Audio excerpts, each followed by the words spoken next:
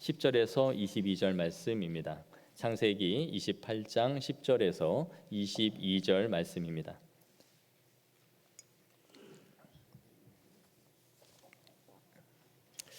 교독하겠습니다. 제가 먼저 읽겠습니다. 야곱이 브엘세바에서 떠나 하란으로 향하여 가더니 한 곳에 이르러는 해가 진지라. 거기서 유숙하려고 그곳에 한 돌을 가져다가 베개로 삼고 거기 누워 자더니 꿈에 본즉 사닥다리가 땅 위에 서 있는데 그 꼭대기가 하늘에 닿았고 또 본즉 하나님의 사자들이 그 위에서 오르락 내리락 하고 또 본즉 여호와께서 그 위에 서서 이르시되 나는 여호와니 너의 조부 아브라함의 하나님이요 이삭의 하나님이라. 내가 누워 있는 땅을 내가 너와 내 자손에게 주리니 네 자손이 땅에 티끌같이 되어 내가 서쪽과 동쪽과 북쪽과 남쪽으로 퍼져나가지며 땅의 모든 족속이 너와 내 자손으로 말미암아 복을 받으리라. 내가 너와 함께 있어 내가 어디로 가든지 너를 지키며 너를 이끌어 이 땅으로 돌아오게 할지라. 내가 내게 허락한 것을 다 이루기까지 너를 떠나지 아니하리라 하신지라. 야곱이 잠이 깨어 이르되 여호와께서 과연 여기 계시거늘 내가 알지 못하였도다. 이에 두려워하여 이르되 두렵도다. 이곳이여 이것은 다름 아닌 하나님의 집이요 이는 하늘의 문이로다 하고 야곱이 아침에 일찍 일어나 베개로 삼았던 돌을 가져다가 기둥으로 세우고 그 위에 기름을 붓고 그곳 이름을 베델이라 하였더라. 이 성의 옛 이름은 루스더라. 야곱이 서원하여 이르되 하나님이 나와 함께 계셔서 내가 가는 이 길에서 나를 지키시고 먹을 떡과 입을 옷을 주시어 내가 평안히 아버지 집으로 돌아가게 하시오면 여호와께서 나의 하나님이 되실 것이요 함께 읽겠습니다. 내가 기둥으로 세운 이 돌이 하나님의 집이 될 것이요 하나님께서 내게 주신 모든 것에서 10분의 1을 내가 반드시 하나님께 드리겠나이다 하였더라. 아멘. 명절 잘 보내셨죠? 길니까 적응이 좀 되십니까? 후유증이 좀 있을 것 같은데. 지난주에 야곱이 형의 이제 축복권을 가로챘고 이제 형 에서는 하루아침에 장자권을 잃은 것에 대해서 분노하여 야곱을 죽여야겠다라고 결심을 하죠. 이 사실을 알게 된 리브가가 형 에서를 피해서 야곱을 자신의 오빠가 있는 하란으로 보내야겠다라고 마음 먹습니다. 그리고 이삭에게는 내가 에서의 며느리 자신 에서가 아내들로 인해 내 속이 썩어 문드러지니까 내 야곱만큼은 꼭 우리의 친족 중에서 결혼을 시켜야 되겠다라고 말을 하죠. 그래서 이삭도 이것을 동의하고 그 아들에게 축복을 하여 떠나 보냅니다. 이삭은 자신이 속았다는 것을 알았지만 하나님이 야곱을 선택하신 적자라는 것을 깨닫게 되고 그에게 이제 축복을 하죠. 이제 야곱은 단 한 번도 가보지 못한 800km가 되는 거리를 혼자 떠납니다. 근데 야곱이 어떤 사람이었습니까? 평생을 조용한 사람으로 엄마의 치마폭에서 놀던 사람이었습니다. 여느 사내 아이처럼 밖에 나가서 호전적으로 그렇게 살던 사람이 아니죠. 그런 사람이 혼자 길을 800km가 되는 길을 홀로 걸어간다라는 것, 그것이 절대 유쾌한 일이 아니었을 거예요. 마음의 심적인 부담과 고통이 얼마나 컸을지를 생각해 볼 수 있습니다. 이렇게 먼 거리를 가고 가다가 드디어 이제 밤이 되니 유숙할 곳을 찾아서 그가 눕습니다. 해가 지니까 이제 대강 거처를 찾아서 풀을 깔고 거기에 누웠겠죠. 지금처럼 랜턴도 없고 빛도 하나가 없는 그 칠흑 같은 암흑 속에서 그가 이리 지쳐 저리 뒤척 누웠습니다. 베개는 돌베개를 했으니 머리가 얼마나 딱딱했습니까? 그런데 잠도 안 왔을 것 같은데 그가 그러다가 잠이 들었어요. 그런데 꿈에 하늘에서 사닥다리 하나가 길게 내려왔는데 그 사닥다리가 하늘 꼭대기까지 맞닿아 있는 것을 보게 됩니다. 그리고 그곳에서 하나님의 사자가 오르락 내리락 하고 있는 것을 보게 되죠. 그리고 위를 보니까 여호와께서 그 위에 서 계셨습니다. 그리고 그에게 말씀하세요. 우리 13절에서 15절 말씀을 다 같이 한번 보겠습니다. 시작. 또 본즉 여호와께서 그 위에 서서 가라사대 나는 여호와니 너의 조부 아브라함의 하나님이요 이삭의 하나님이라. 내가 누워 있는 땅을 내가 너와 내 자손에게 주리니 내 자손이 땅의 티끌같이 되어서 내가 서쪽과 동쪽과 북쪽과 남쪽으로 퍼져갈지며 땅의 모든 족속이 너와 내 자손으로 말미암아 복을 받으리라. 내가 너와 함께 있어 내가 어디로 가든지 너를 지키며 너를 이끌어 이 땅으로 돌아오게 할지라. 내가 내게 허락한 것을 다 이루기까지 너를 떠나지 아니하리라 하신지라. 아멘. 보시면 하나님께서 세 가지로 약속을 해주세요. 첫째, 너가 누운 땅을 너와 내 자손에게 주겠다. 그리고 둘째는 내 자손이 동서남북으로 편만하게 되고 내 자손이 복을 받게 될 것이다. 그리고 셋째는 내가 너와 함께 있어서 너를 지켜줄 것이고 너를 이끌어 반드시 이곳으로 되돌아오게 하겠다라는 것입니다.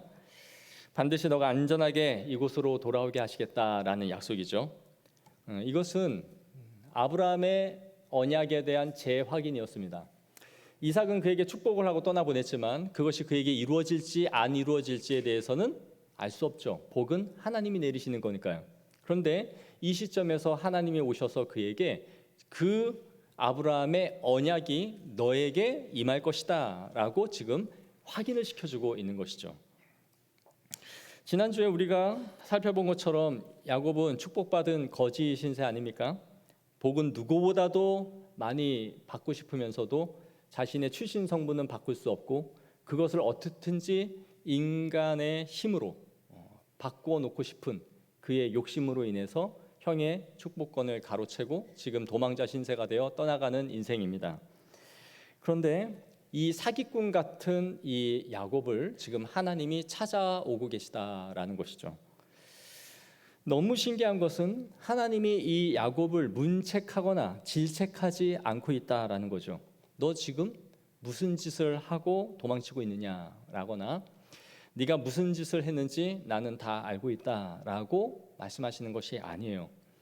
그냥 일방적으로 하나님께서 내가 너와 함께 할 것이며 너를 이끌어 반드시 돌아오게 할 것이고 너를 천하 만민 가운데 복되게 하시겠다라고 지금 약속을 해주고 있는 것이죠.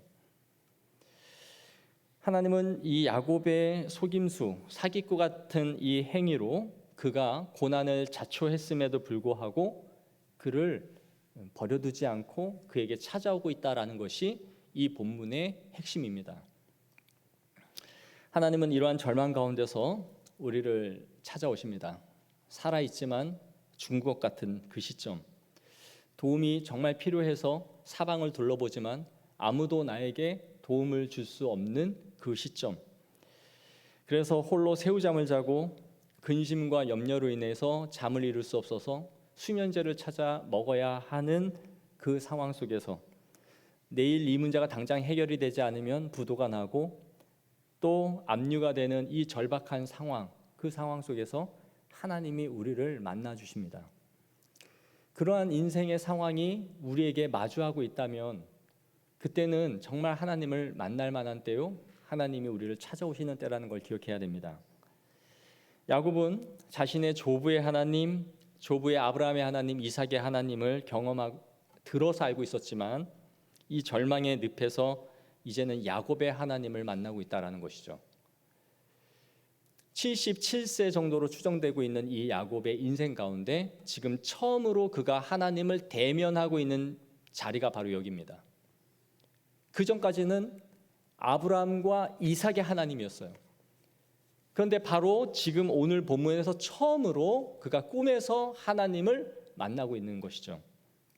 지금부터 내가 너를 인도해 갈 것이다. 그리고 내가 너에게 어떻게 역사하는 하나님인지를 너에게 보여주겠다라는 것입니다. 사랑하는 성도 여러분, 우리 인생 가운데 고통과 어려움과 염려가 있습니까? 그래서 잠을 이루지 못하고 때로는 눈물 베개를 다 적셔본 적이 있습니까? 한숨밖에 나오지 않는 그런 어려움이 있습니까? 올 한 해 우리가 또 시작하지만 우리의 예상을 뒤엎고 원하는 대로 우리의 상황이 펼쳐지지 않을 수 있습니다. 하지만 저는 그때가 여러분의 하나님을 경험할 때다라고 생각합니다. 누군가의 하나님으로서가 아니라 이제는 자신의 하나님을 만날 수 있는 그때인 것이죠. 우리에게 일어난 상황들이 나는 잘하고 있는데 상황이 꼬인 게 아니라 나의 욕심과 나의 부족과 나의 자만과 나의 교만과 나의 얄팍한 꼼수 때문에 벌어진 일일 수 있습니다. 그러나 그 상황이라 할지라도 하나님은 우리를 포기하지 않는다라는 걸 기억해야 됩니다. 내가 다 벌리고 내가 다 망가뜨린 일이에요. 돌아보면 믿음으로 행한 족적이 없어요. 믿는다고 했지만 믿지 않았고, 행한다고 했지만 그렇지 않아서 벌어진 일이라는 것을 알 수 있습니다. 그러나 그렇다 할지라도 하나님이 우리를 놓아버리시는 것은 아니에요. 너 하나님 믿는다고 나한테 늘 기도했잖아. 누구의 하나님이라고 늘 외쳤잖아. 그러나 하나님이 우리의 인생을 그렇게 내버려두는 하나님은 아닙니다. 반드시 찾아오신다라는 것이죠. 야곱은 잠에서 깼습니다. 너무 놀라고 두려웠죠. 이 꿈이 분명히 일반적인 꿈이 아니다라는 것을 그는 알았던 것이죠. 그래서 자신이 누운 곳이 하나님의 전이요 하늘의 문이었구나라고 알게 됩니다. 그것도 모르고 내가 여기서 지금 퍼져 누워 자고 있었네, 깼던 것이죠. 그래서 자신이 베고 있었던 그 돌을 세워다가 거기에 기름을 붓고, 그리고 그곳 이름을 베델, 곧 하나님의 집이다라고 이름을 짓습니다. 그 전까지는 무명이었던 땅, 혹은 사람들에 의해서 루스 땅이라고 불려졌던 이 땅이 야곱에 의해서 하나님의 집이라고 바뀌어지는 것이죠. 허허벌판에 아무것도 없고 단지 오갈 곳이 없어서 자신은 그냥 우연히 누운 곳이었지만 하나님이 이곳에서 야곱을 찾아오신 것입니다. 그리고 그곳이 하나님의 전이 된 것이죠. 우리 인생이 그렇지 않습니까? 하나님이 우리에게 찾아오시기 전까지 우리의 모든 삶은 우연의 연속입니다. 하지만 하나님이 우리에게 찾아오심으로 그 삶의 자리가 의미를 갖기 시작합니다. 하나님을 믿지 않을 때는 내가 만난 남편, 아내가 이 결혼이 그냥 우연입니다. 그래서 걷다 보니 그냥 이 사람을 만났고, 또 그렇게 살다 보니 자녀가 생겼고, 내가 지금 가진 직업도 그냥 하다 보니 이 일을 하게 됐다라고 생각하게 되죠. 하지만 주님을 만난 이후에는 우리의 삶의 모든 자리가 베델이 됩니다. 내 가정이 예배 처소가 되며 내 사업장과 내가 하고 있는 일이 하나님이 주신 소명이라는 것을 깨닫게 되죠. 그래서 그것을 통하여 하나님의 일을 이루어야겠다라는 생각을 갖게 됩니다. 그리고 나에게 주신 자녀도 나의 자녀가 아니라 하나님의 언약 안에서 세워가야 할 하나님의 자녀다라는 것을 깨닫게 되죠. 그래서 삶의 의미를 모든 삶의 자리에서 다시 찾게 되는 것입니다. 정의, 제 위치를 찾아가기 시작하는 것이죠. 그러니 하나님이 없을 때의 모든 인생은 모든 게 무의미해요. 나이가 들면 다 애들이 떠나가고 지 삶을 살아가고 하면서 돈을 또 가질 만큼 있고 뭐 굶어 죽을 만큼은 아니게 살 수 있어도 삶이 뭔가 허무하고 초라하고 그러죠. 그러나 그리스도와 함께 걸어가는 인생은 항상 삶의 의미가 있습니다. 왜냐하면 그 안에서 하나님의 베델, 하나님의 집, 하나님의 처소를 만들어서 걸어왔기 때문인 것이죠. 우리 김춘수 시인의 꽃이라는 시 우리가 들어봐서 아실 것 같아요. 내가 그의 이름을 불러주기 전에는 그는 다만 하나의 몸짓에 지나지 않았다. 내가 그의 이름을 불러주었을 때 그는 나에게로 와서 꽃이 되었다. 모든 것이 그냥 펴 있는 꽃 중에 하나이지만 내가 그 꽃에 이름을 붙임으로써 그 꽃은 의미를 갖게 되죠. 우리는 주님이 우리의 이름을 불러주기까지 우리는 모두 다 하나의 몸짓에 지나지 않습니다. 야곱과 같은 몸부림을 치는 거예요. 어떻게 하면 더 잘 살아볼까? 어떻게 하면 내가 내 삶을 잘 이끌어가 볼까? 그래서 욕심을 내는 인생을 살아가게 되죠. 내 방식대로 복을 얻고 싶은 야곱의 본능대로 살아가는 것입니다. 하지만 주님께서 우리 이름을 불러주실 때에 우리는 한 송이의 꽃이 됩니다. 하나님 나라에 의미 있는 사람들이 된다라는 것이죠. 이 세상에 얼마나 많은 사람들이 삶의 의미를 찾지 못하여 노예로 살아갑니까?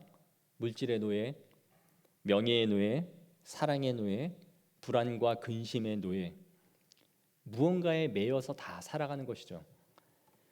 하지만 우리 한 사람 한 사람이 주님의 손바닥에 새긴 사랑이라는 것을 기억해야 됩니다. 주님의 생명책에 우리의 이름을 쓰셨고 주의 손바닥에 우리의 이름을 쓰시고 우리를 한 사람을 기억하신다라는 겁니다. 하나님이 반드시 우리의 모든 삶의 자리에서 의미 있도록 우리를 이끌어 가실 것을 믿고 나아가는 성도들이 되기를 원합니다. 이렇게 하나님의 약속을 받은 야곱은 이제 하나님께 서원을 해요. 20에서 22절입니다. 다 같이 한번 읽도록 하겠습니다. 시작. 야곱이 서원하여 이르되 하나님이 나와 함께 계셔서 내가 가는 이 길에서 나를 지키시고 먹을 떡과 입을 옷을 주시어 내가 평안히 아버지 집으로 돌아가게 하시오면 여호와께서 나의 하나님이 되실 것이요 내가 기둥으로 세운 이 돌이 하나님의 전이 될 것이요 하나님께서 내게 주신 모든 것에서 10분의 1을 내가 반드시 하나님께 드리겠나이다 하였더라. 아멘. 하나님의 약속 세 가지가 있었죠. 야곱도 서원을 세 가지로 합니다.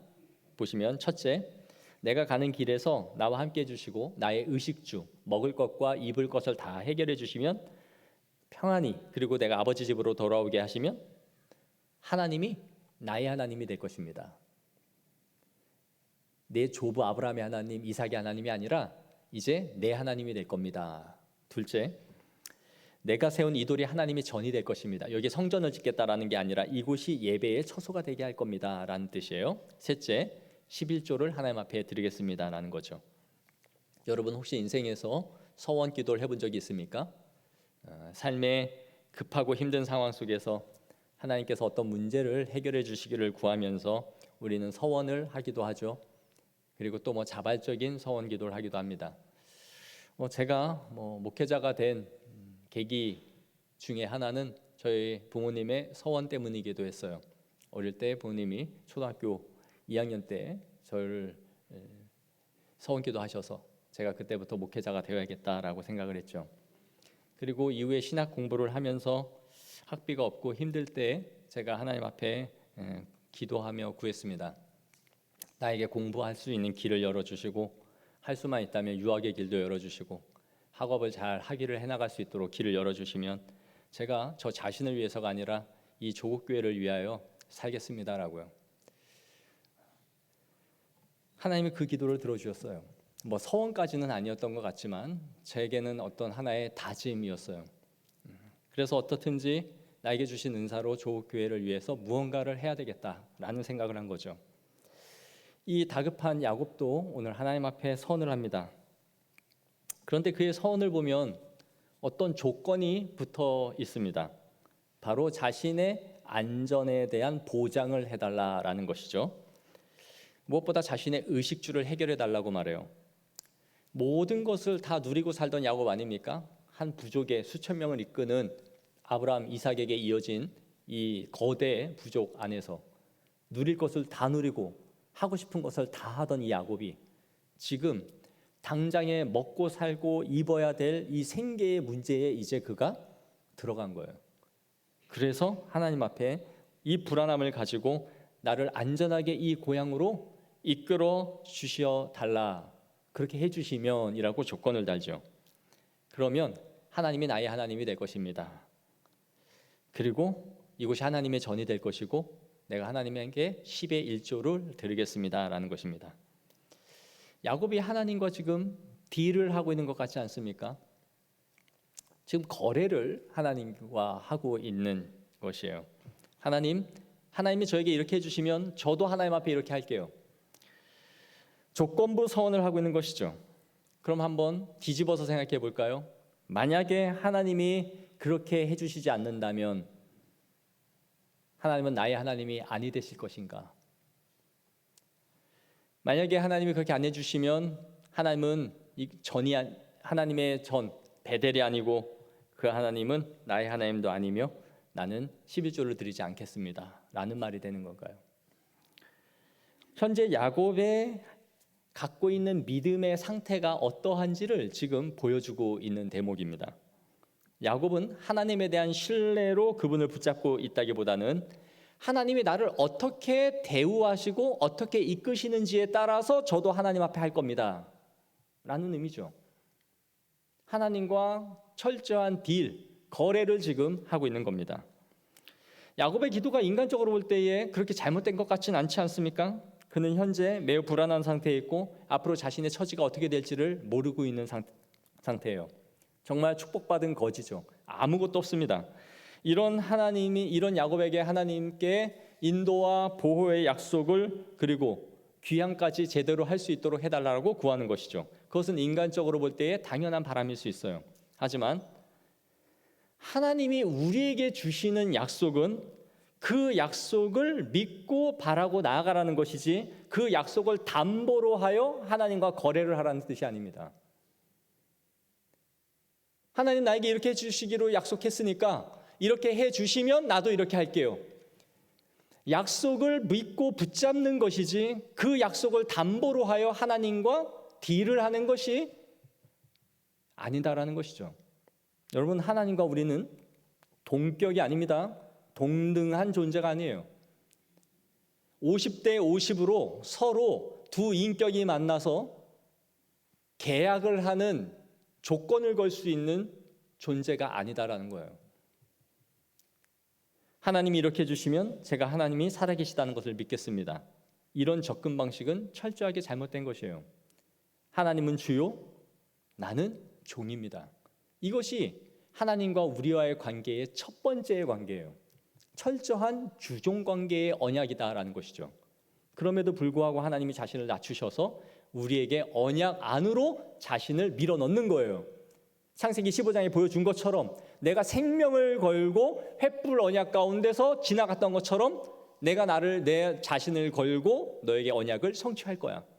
그럴 만한 분이 아님에도 불구하고 자신 스스로에게 언약 안으로 들어가신단 말이죠. 이게 은혜인 거죠.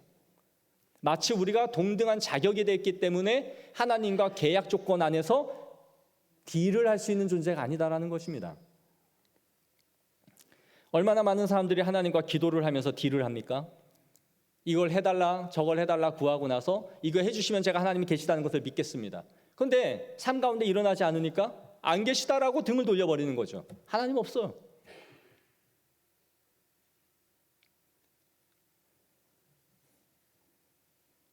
오늘 본문에 야곱은 하나님께 11조를 약속하죠.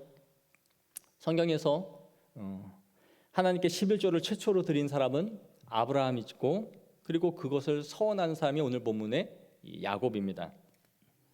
11조는 믿음의 조상 아브라함 때부터 성경에서 이어져 내려오는 모든 믿음의 성도들의 고백이 바로 11조였습니다. 모든 것이 하나님으로부터 말미암고 하나님이 주신 것이기에 범사에 내가 하나님의 모든 것을 인정합니다라는 고백이 바로 11조에서 드러나는 것이죠. 저는 어릴 때부터 이 11조를 철저하게 지켰어요. 손님이 오셔서 1,000원을 주시면 100원이 아니라 몇백 원, 300원도 드리고 10,000원을 주시면 1,000원이 아니라 2,000~3,000원도 드리고 그랬습니다. 뭐 그 코 묻은 돈 200~300원 드리고 몇천 원 드린 것이 뭐 대단하냐 할 수 있겠지만 퍼센티지로 따지면 어린 저에게는 똑같은 가치와 비중을 갖고 있었죠. 우리 어머니는 저에게 항상 네가 하나님께 드리면 하나님은 더 좋은 것으로 너에게 더 많이 채워주신다라고 가르쳐 주셨어요. 그래서 저는 내가 하나님 앞에 더 많이 드려야 되겠다라는 믿음을 갖고 있었습니다. 내가 드리면 하나님이 더 많이 주신다라고 생각한 것이죠. 하지만 신앙생활을 하면 실상은 어떻습니까? 주일날 가게를 하는 사람들이 가게 문을 닫고 철저하게 예배를 드리면 월요일날 대박이 터져서 주일날 안 번 게 메꿔집니까? 메꿔집니다. 신앙이 어릴 때는 메꿔져요. 아, 진짜 하나님 역사하는구나. 진짜 주시는구나. 그래서 하나님의 정말 위대하심을 보게 하죠. 근데 신앙생활 하다 보면 그게 그렇게 됩니까? 안 돼요. 빠진 만큼 그냥 빠져 있죠.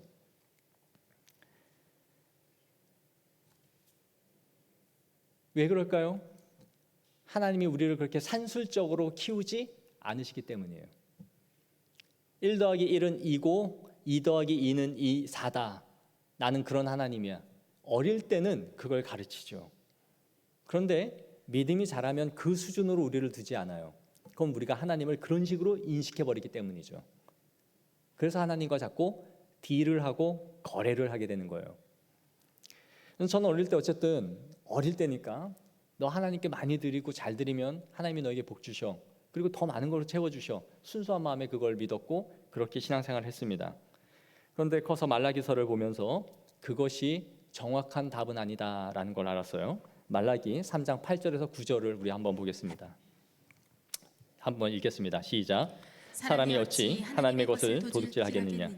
그러나 너희는 나의 것을 도둑질하고도 말하기를 우리가 어떻게 주의 것을 도둑질하였나이까 하는도다. 이는 곧 11조와 봉헌물이라. 너희 곧 온 나라가 나의 것을 도둑질하였으므로 너희가 저주를 받았느니라. 아멘. 말라기 선지자는 이스라엘의 마지막 선지자죠. 그 패망해 가는 이스라엘 백성들이 11조를 내지 않는 문제를 지금 책망하면서 너희가 대대적으로 도적질을 하고 있다라고 지금 말하고 있습니다. 그러면서도 너희는 그것을 하나님 앞에 드리지 않은 것에 대해서 일말의 가책조차 없다라고 책망하고 있는 것이죠. 그러면서 더 나아가 그들이 어떠했는지를 실상을 보여주죠. 눈 먼 것, 다리 저는 것, 털, 피부병 걸린 염소, 양을 하나님 앞에 끌고 들어와서 제물로 드렸던 겁니다. 이 복장 터지는 말라기 선지자가 뭐라고 합니까? 그 제물을 너의 총독에게 갖다 바쳐보라. 그것을 기쁘게 받을 수 있는가? 사람에게도 드리지 못할 제물을 하나님 앞에 끌고 들어와서 제물이랍시고 드리고 있는 그들의 무너진 제사의 형태를 철저하게 책망하죠. 그래서 말라기 선지자는 10절에 이렇게 말합니다. 다 같이 읽겠습니다. 시작. 만군의 여호와가 이르노라. 너희의 온전한 11조를 창고에 들여 나의 집에 양식이 있게 하고 그것으로 나를 시험하여 내가 하늘 문을 열고 너희에게 복을 쌓을 곳이 없도록 붙지 아니하나 보라. 아멘. 성경에서 하나님을 시험하라고 말한 본문이 유일하게 이 본문이에요. 하나님을 시험하지 말라라고 말했는데 유일하게 시험해 보래요. 이것은 진짜 하라라는 건가요? 그 하라라는 의미가 아니죠. 이 본문은 얼마나 복장이 터졌으면, 얼마나 답답했으면 너희에게 정말 하나님의 복이 임하나 임하지 아니하나 한번 시험까지 해봐라 라고까지 말하는 거예요. 입증해봐라 네 삶으로. 그것이 이루어지는가 안 이루어지는가. 그래서 저는 어릴 때부터 하나님의 것을 도적질하지 않겠다라고 굳게 마음을 먹었고 11조를 내지 않는 것이 하나님의 것을 갈취하는 것이다라고 알았습니다. 그래서 내가 혹시 하나님의 것을 알지 못하고 도적질하는 것이 있을까 봐 두려워서 더 많은 11조를 항상 드렸어요. 놓치고 있거나 빠뜨린 것이 있을지 모르니까 더 많이 드리자. 조금이라도. 이렇게 철저하게 11조의 신앙생활을 했는데 제가 중학교 1학년 무렵인가 꿈을 꾸게 됩니다. 꿈을 꾸는데 꿈에 모든 사람들이 흰 옷을 이렇게 입고 있었던 것 같아요. 그런데 모두 다 한 줄로 긴 줄을 서서 한 기계 앞에 이렇게 서 있는 거예요. 그래서 사람들한테 물어봤어요. 이 기계가 뭐예요? 라고 물었더니 이 기계 앞에 서면 그 사람의 신앙의 상태를 말해준다는 거예요. 그래서 사람들이 그 앞에 하나씩 하나씩 빠져나가면서 저도 이제 제 차례가 된 거죠. 굉장히 조바심을 내면서 어떻게 내 신앙이 평가받을까 하면서 그 앞에 섰는데 제가 그 꿈을 잊지 않아요.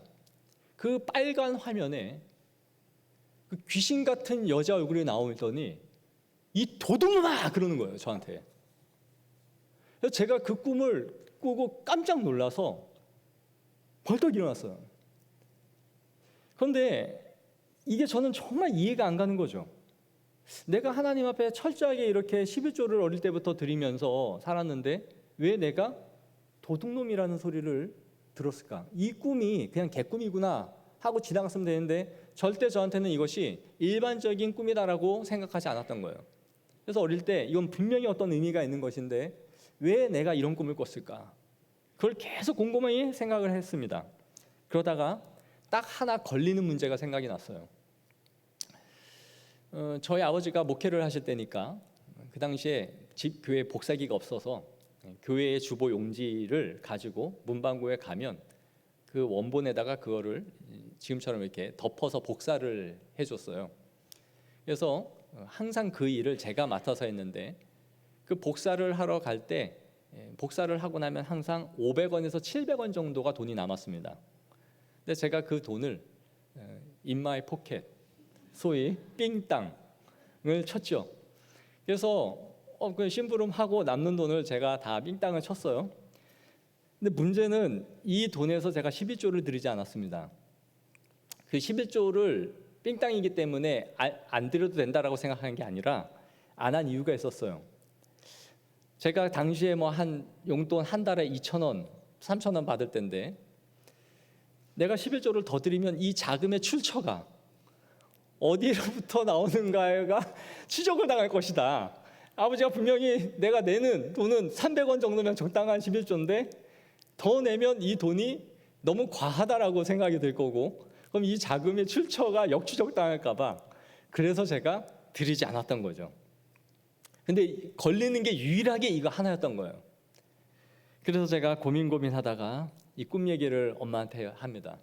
내가 꿈을 꿨는데 이러이러한 일이 있었다. 그리고 아버지의 삥땅을 쳐서 이렇게 지금 수개월을 내가 이마에 포켓을 했는데 이미 돈은 쓰고 없는데 이제 나는 어떻게 해야 되냐 했더니 어머니가 내린 판결은 알아서 조금씩 갚아라. 그래서 제가 11조를 일시불로 드리지 못하고 수개월에 걸쳐서 할부로 끊어 갚았습니다. 대강 700원씩 계산해서 곱하기를 해서 한 이 정도 되겠구나 해서 그걸 이제 할부로 다 끊어 갚았던 거예요. 저는 우리 하나님이 아주 철저하게 계산하신다라고 믿어 의심치 않아요.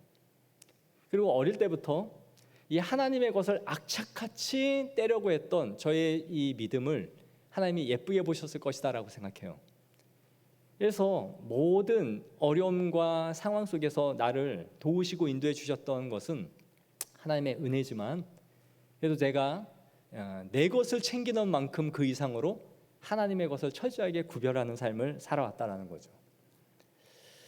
그래서 저는 물질의 어려움이 있거나 사업이 풀리지 않거나 생활에 어려움이 있어서 찾아와서 상담을 하는 성도들이 있으면 반드시 물어보는 게 있어요.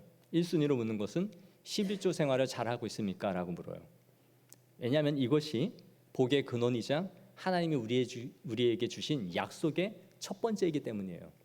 왜냐? 하나님이 당신의 삶 가운데 그 주권을 인정하고 있습니까? 라고 묻는 거기 때문이에요. 그래서 사람들이 어렵습니다, 공고합니다, 뭐가 안 됩니다 할 때에 반드시 이것을 짚고 넘어가요. 이제 하나님이 당신의 믿음을 이것을 짚고 있는 것이 아닌지를 찾아보고 생각해보라 라는 것이죠. 이것이 이렇게 중요한 것임에도 제가 잘하지 못하고 있는 것이 사실인 것 같아요. 다들 힘든 이 시대에 소득의 10분의 1을 드린다는 것은 엄청나게 어려운 것이죠. 큰 믿음입니다. 몇 달 전에 제가 데리고 있던 청년이 저한테 찾아왔어요. 그래서 뭐 신앙의 이런저런 이야기를, 또 이사의 문제나 이제 시집 가서 아이를 낳고 살면서 이사하는 문제나 등등의 이야기를 하더라고요. 그래서 제가 뭐 이야기를 듣고 조언도 하면서 물어봤던 것이 하나가 11조 생활 잘하고 있느냐라고 물었습니다. 근데 제가 그랬어요. 정작 내가 우리 교회 성도들에게는 그걸 잘 못 가르친다. 청년부 사역을 하고 부목사로 할 때는 하나님의 말씀을 있는 그대로 곧이 곧대로 그것이 옳은지를 잘 가르쳤는데, 담임 목회를 하니까 성도들이 실상을 다 알고 형편도 알고 믿음도 알고 하니까 상처받고 혹시 시험에 들까 봐 오히려 내가 목회자로서 그것을 잘 못 가르치고 있다라고 말했던 기억이 나요. 그러나 우리가 복을 받고 성도들이 누려야 할 은혜의 가장 큰 중요한 것을 우리가 행하지 않는다면 그것은 제가 성도들에게 목회자로서 잘 못 가르치고 있는 것이죠. 인간적으로 사람의 마음을 만져주는 것에 힘쓰고 있는 것이다 라는 생각이 들어요. 저는 항상 나에게 주신 구를 생각해요.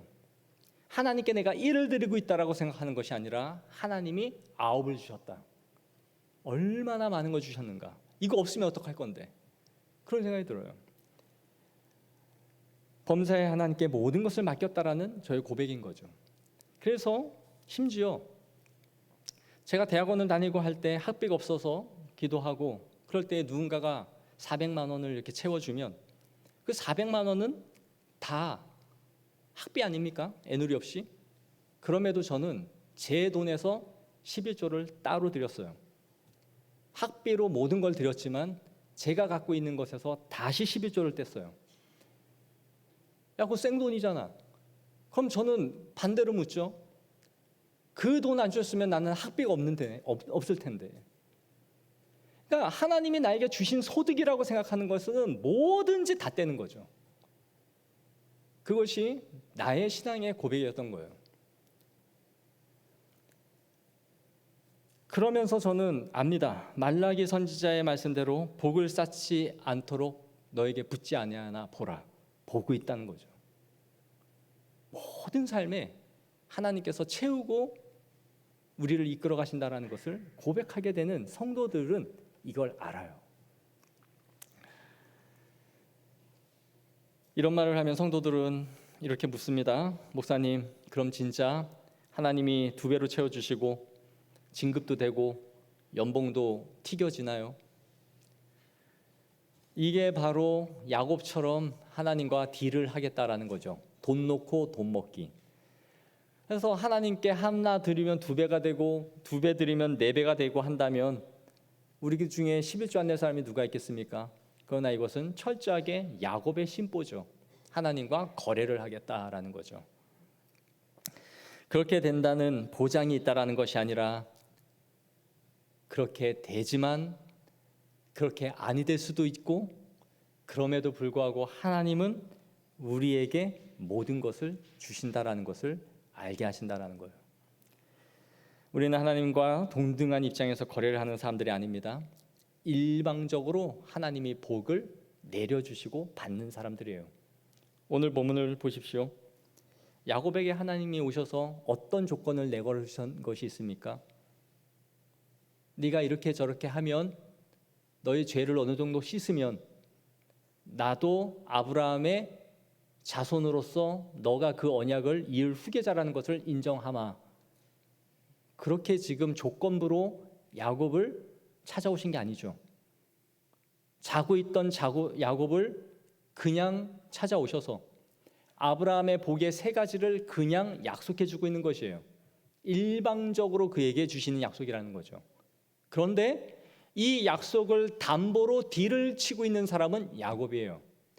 하나님은 야곱에게 어떤 조건부도 걸지 않고 그에게 일방적인 은혜의 약속을 주고 있는데 그 약속을 담보로 걸어서 그럼 이렇게 해주시면 저도 이렇게 할게요 라고 반응을 하고 있다는 거죠. 이것이 우리의 믿음은 아닌지를 돌아봐야 됩니다. 우리는 항상 하나님과 거래를 하려 하고 이렇게 해주시면 저도 한 발짝 가고 이렇게 하면 저렇게 갈게요. 그러나 하나님이 우리를 그렇게 이끄시겠지만 우리의 믿음이 자라나는 과정에 있어서는 그렇게 이끌지 않습니다. 이스라엘 백성들이 홍해를 건널 때에는 홍해를 가르시고 건너게 하셨지만 가나안 출애굽 2세대들이 요단강을 건널 때에는 발을 내디드라 그러면 열리게 하시죠. 여기에는 엄청난 차이가 있는 겁니다. 1세대들은 갈라놓고 건너게 하셨지만 2세대들은 네가 발을 담그면 물이 갈라질 것이다 라고 하여 요단강을 지나가죠. 사랑하는 성도 여러분, 하나님은 우리에게 조건 없는 사랑과 조건 없는 인도와 보호와 그분의 한량없는 은혜를 우리에게 베풀어 주시는 분입니다. 그리고 우리는 우리의 삶을 그분에게 맡길 뿐이며 그분이 일방적으로 베풀어 주신 은혜에 화답하는 것이 성도의 삶일 뿐인 것이죠. 하나님은 결코 우리를 강요하는 분이 아닙니다. 우리에게 조건을 거시는 분도 아닙니다. 그러나 그 은혜를 크게 경험하게 하셔서 우리에게 자발적인 헌신과 온전하고 바른 믿음으로 서도록 우리를 이끌어 가시는 것이죠. 저는 우리 모든 향기로교회 성도들이 한 분 한 분이 우리의 삶을 채워주시고 다음 없는 은혜와 사랑을 경험하게 하셔서 자발적으로 하나님 앞에 드림과 헌신이 우리의 삶의 기쁨이 된다라는 것을 아는 믿음의 성도들이 되어지기를 축복합니다. 기도하겠습니다. 자비로우신 하나님 아버지, 사기꾼, 형의 축복을 가로채면서까지 그 축복을 누리고 싶어하는 이 야곱의 야망과 욕심이 우리 마음 안에는 고스란히 담겨 있습니다. 그러나 하나님께서 이러한 모난 인생, 자기 스스로 어그러뜨린 이 인생에게 찾아오셔서 그에게 은혜를 베푸시고 아브라함의 약속을 주시는 것을 보게 됩니다. 우리가 다 그렇게 하나님이 일방적으로 손을 내미시고 그 은혜와 사랑으로 하나님의 자녀 삼아주심에 감사드립니다. 그럼에도 불구하고 그 은혜를 담보로 하여 하나님과 거래를 하려 하는지 하고 있지는 않은지 우리 자신을 돌아보게 하여 주시고, 우리가 하나님의 은혜와 사랑과 하나님의 거저 주시는 그 은혜 가운데 우리의 마음을 감복하게 하여 주시고 그 은혜에 녹아내리게 하여 주시고, 그리하여 하나님 앞에 온전한 헌신과 드림과 내 삶의 주권을 하나님 앞에 드리는 삶을 살아갈 수 있도록 하나님 은혜 베풀어 주시옵소서. 그리하여 하늘의 복과 땅의 기름짐이 우리에게 넘쳐나게 하여 주시고 믿음으로 고백하며 살아가고자 힘쓰는 주의 자녀들 주님께서 더욱더 은혜 내려주사 하나님의 은혜와 복이 어떻게 우리에게 임하여 가는지를 삶 가운데 의미 있게 알아갈 수 있도록 역사하여 주옵소서. 존귀하신 예수님 이름으로 기도하옵나이다. 아멘. 오늘 우리 향기로운 교회 소식 전해드리겠습니다. 새로 오신